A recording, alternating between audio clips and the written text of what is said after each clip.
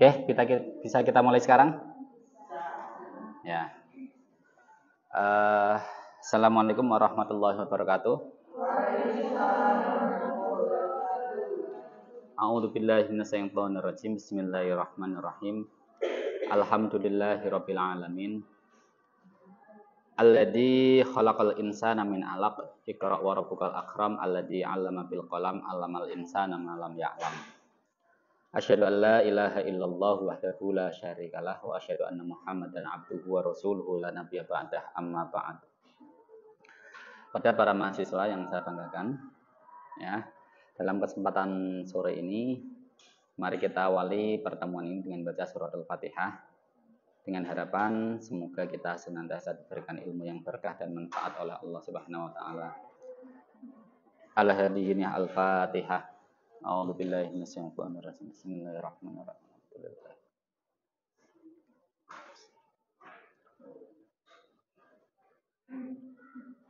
Oke, baik. Gimana kabarnya? Alhamdulillah baik ya. Materinya sudah dipelajari? Sudah ya. Hari ini tentang apa?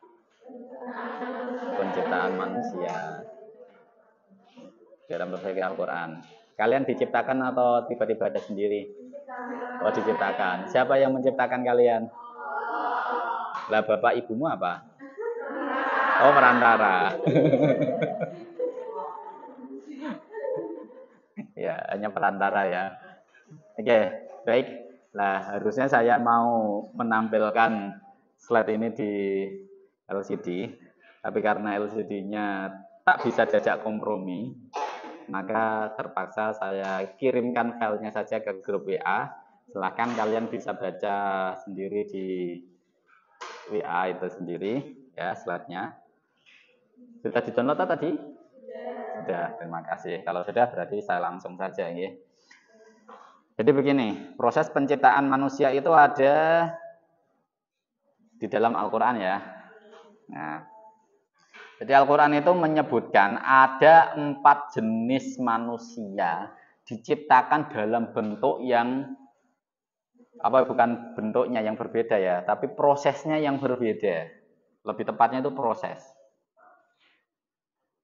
Loh, bukan sama semua Pak, bukan. Prosesnya beda-beda.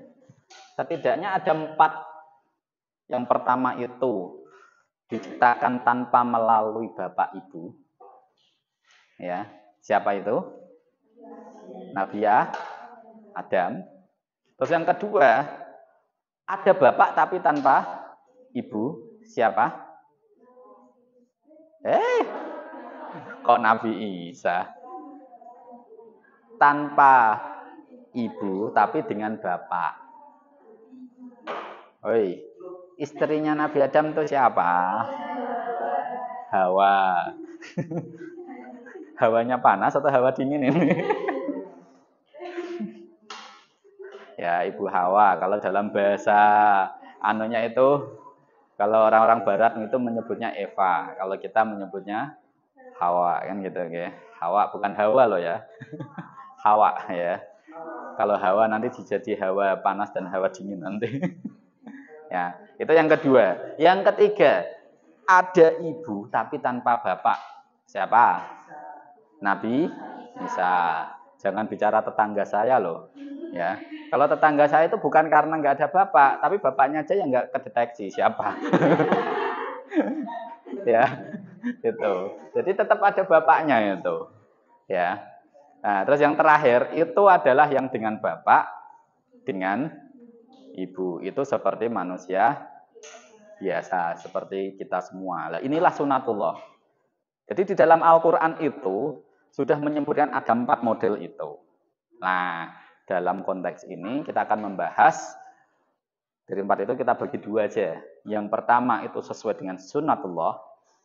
Yang kedua itu yang khusus tertentu. Dalam arti ini menunjukkan keistimewaan Gusti Allah.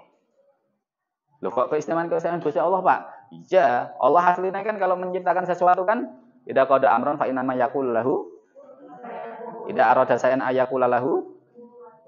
Nah, terus apa meneh? Ayatnya akeh kuwi. Pokoke intine kun fa yakun. Terus pokoke anggar kun ono gitu ya. Ya, anggar kun mesti ono kan begitu.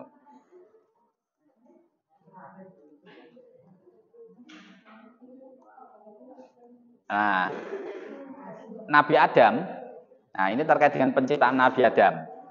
Ya. Di dalam Al-Quran itu, Nabi Adam itu disebutkan diciptakan dari min sulalatin mintin. Ya, min sulalatin mintin. Jadi ketika dari ekstrak tanah, ya disebutkan dari ekstrak tanah,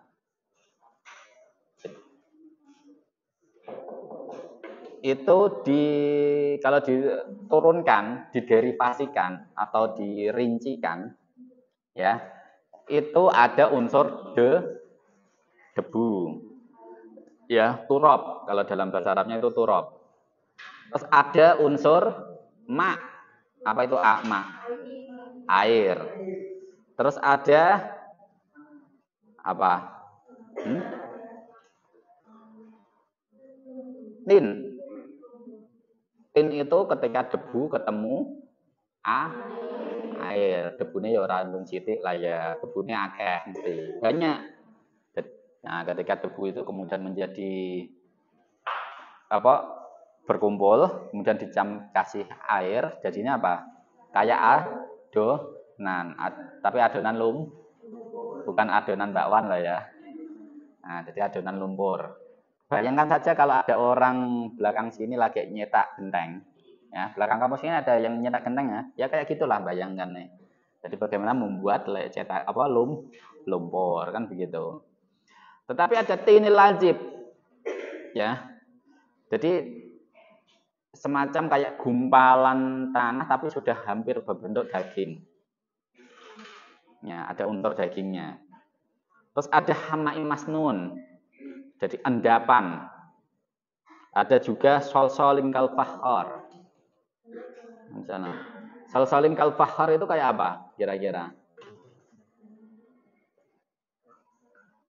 Kalau barang tadi sudah mulai dibentuk, kemudian kering, itu jadi kayak apa? Kayak tembikar kan?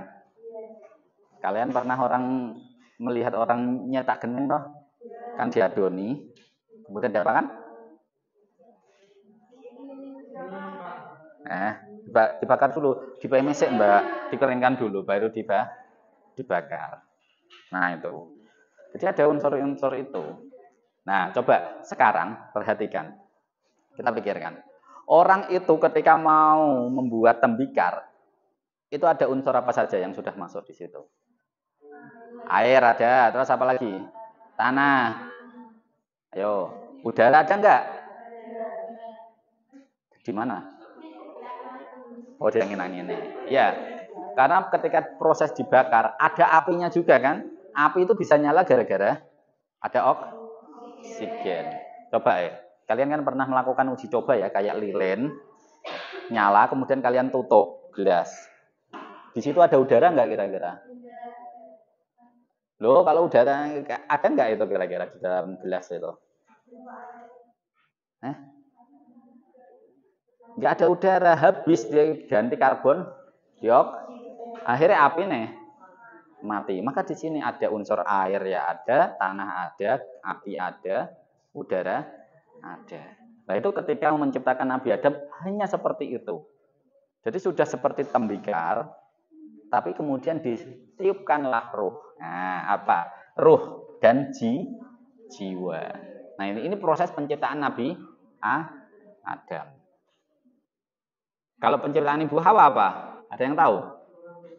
Min dilain a'waj, dari tulang rusuk yang bengkok. Itu perspektif Al-Quran ya. Nah, jadi kalian itu diciptakan dari tulang rusuknya yang bengkok. Saya tanya, kalau kalian diciptakan dari tulang rusuknya siapa?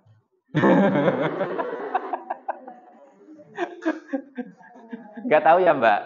Coba dicari tahu. Coba Mas, tulang rusukmu masih ada gak Mas? Hah? Kurang. Oh. Berapa yang berkurang? Oh, 1. Enggak 2. Oh, boleh. Engko lak yo habis tulangmu, Mas. Coba saya itu kadang mikirnya begini. Itu kalau orang poligami berarti tulang rusuknya itu dipotong menjadi 3 atau sampai 4 ya. Berarti kalian ini potongan-potongan dari tulang rusuk itu bisa saja kan begitu. Ya, itu cuman apa ya, cara berpikir liarku saja kan ya. Kan gitu. Oke, itu. Itu kalau proses penciptaan Ibu Hawa gitu. Jadi ini ada sesuatu yang khariqul adah. Nah, sekarang yang adahnya gimana? Adah itu yang sesuai dengan apa? Sesuai dengan sunatullah itu adate. Jadi gawe wong itu piye ceritane. Oke, tapi sebelum ke sana, ini ada penjelasan saintifik terkait dengan proses penciptaan Adam. Jadi kayak fakhar itu kan disebut sebagai kayak tanah liat yang hitam. Itu kalau dalam bahasa ilmiahnya apa? Karbonium atau zat arang. Makanya jadi wong ki ana ya ora kemudian putih bening ora ono, mesti ana sing rada budak-budak sithik. Mesti ana. Mbok bagian ngendine iki gak ngerti, pokoknya ana sing budak. Nah, karena apa? Ada karbonium, ada sol-sol dari zat pembakar oksigen tadi ya, ada hamaim masnun, ada tin, ada lazib. Nah, jadi kalau yang turab itu disebut sebagai zat organik, yang lazib itu disebut sebagai zat yang inorganik. Zat yang inorganik itu seperti zat besi, sodium, kalsium, dan yang lain-lain itu loh. Ya toh? Tahu nggak? Di dalam tubuh kalian itu ada kalsiumnya nggak kira-kira? Ada. Itu termasuk organik atau non-organik itu? Inorganik. Ya. Tapi kalian itu membutuhkan itu. Kenapa? Kalau tidak ada, ya rapuh. Ya, mesti rapuh. Tulang butuh apa namanya? Nah, biasanya diperoleh dari apa? Susu. Kalau zat besi untuk apa itu?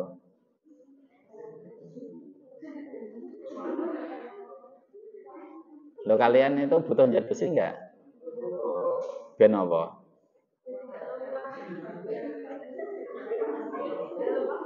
Ben tidak lemah. Ya Allah.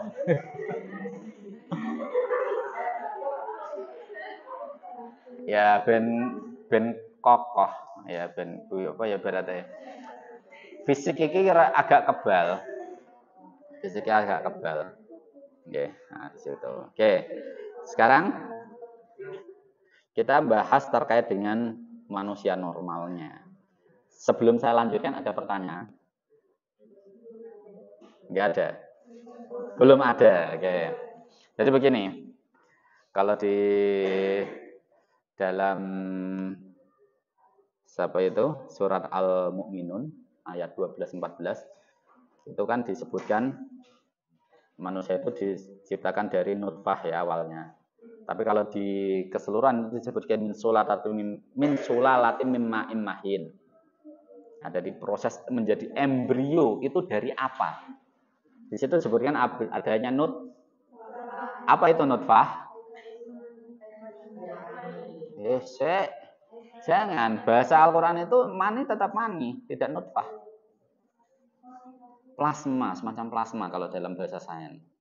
Jadi sperma itu belum tentu kalian itu bukan nutfahnya, tapi di dalam sperma itu ada nutfah. Jadi yang bisa membuah itu nutfahnya itu.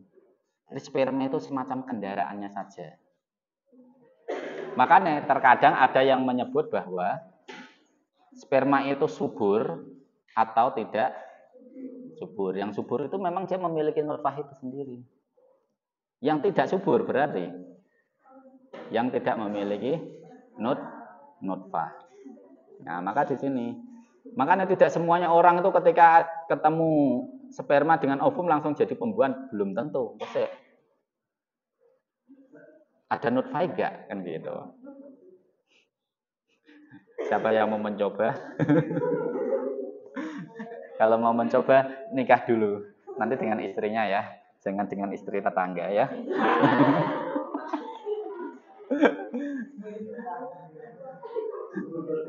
Nah, setelah disebutkan dari nutfah, kemudian dari alaq, kemudian membentuk sebagai alaqah, proses alaqah.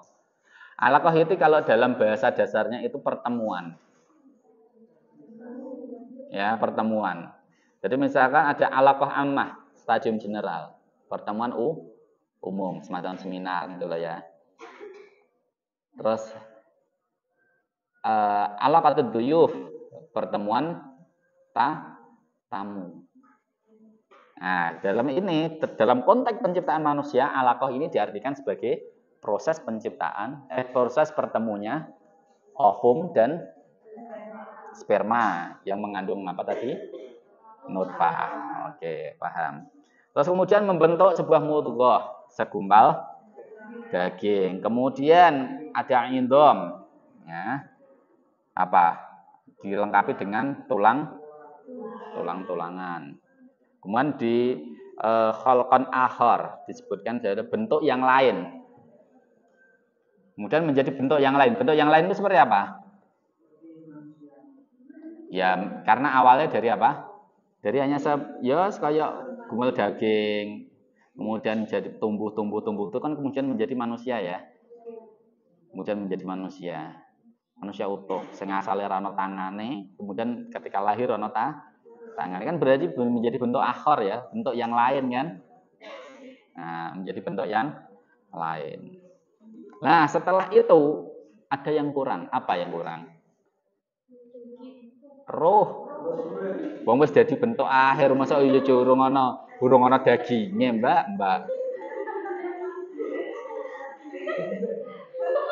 Ada ruhnya dulu. Ya. Wong wis dadi jembleger jasad menungso utuh ora.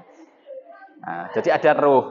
Kemudian disertai dengan apa? Kejiwaan itu harus ada.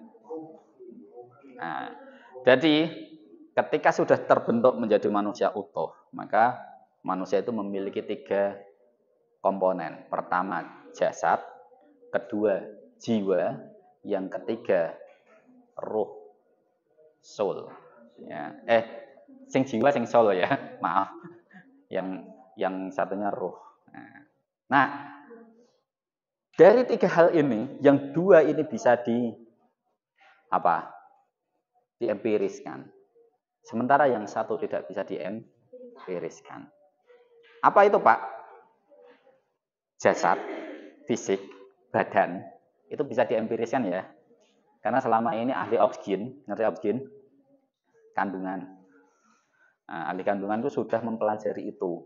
Makanya kalian mulai mengenal ono nutfah, ono zigot, ono dan yang lain-lain itu sampai membentuk sebuah janin dari bayi keluar cenger, kan gitu ya. Itu secara empiris ya. Kan sudah dibuktikan. Nah, anggar percaya coba ya, sekalipun kalian belum pernah melakukannya sendiri. Pokoknya ngono. Nah,